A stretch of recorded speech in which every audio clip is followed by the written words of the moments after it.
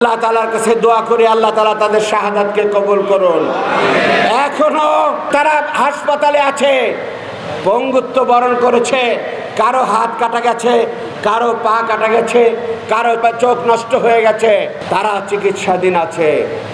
আমরা বাংলাদেশ জামাত ইসলামী শুরু থেকেই এই ঘটনায় এই সমস্ত শহীদদের পরিবারের কাছে ছুটে গেছে।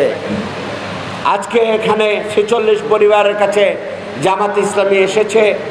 এর আগে প্রথম কিস্তিতে আমাদের সহকারী সেক্রেটারি জেনারেল আমিরি জামাতের পক্ষ থেকে এহসানুল মাহবুব জুবায়ের তিনি এসেছিলেন, প্রথম কিস্তির সহযোগিতা তিনি দিয়ে গিয়েছেন। আরও বাকি ছিল, আজকে আমরা এসেছি এবং আমরা এই সমস্ত ভাই বোনদের কাছে দেব। টাকা দিয়ে এই ক্ষতিপূরণ হয় না, হয়?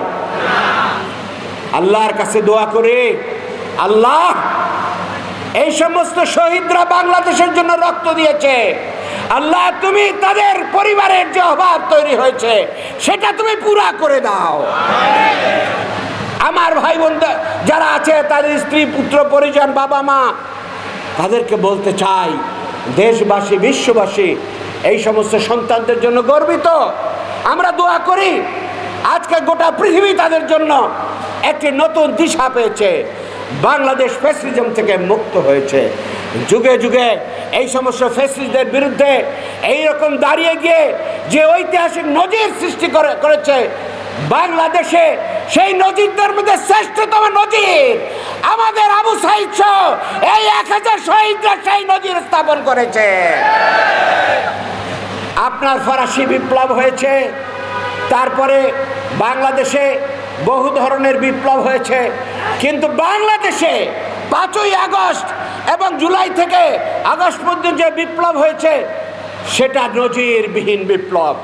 যে বৈষম্য বিরোধী ছাত্রদের ক্ষতিপূরণের ব্যবস্থা করা হয়েছে, 5 লক্ষ টাকা করে শহীদদের জন্য বলা হয়েছে, চিকিৎসার জন্য 1 লক্ষ টাকা করে দেওয়া হয়েছে, কিন্তু 1 লক্ষ টাকা দিয়ে চিকিৎসা হয় না।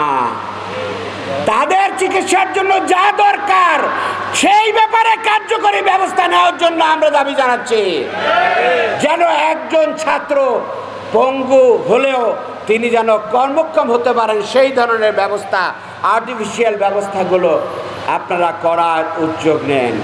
এই বাংলাদেশ একটি কল্যাণকর বাংলাদেশ যেন হয় সেই স্বপ্ন আমরা দেখি, বৈষম্য বিরোধী বাংলাদেশ যেন হয় সেই স্বপ্ন আমরা দেখি। বৈষম্যহীন সমাজ যদি করতে হয়, হৃদয়ের ভিতর থেকে বৈষম্য দূর করতে হবে।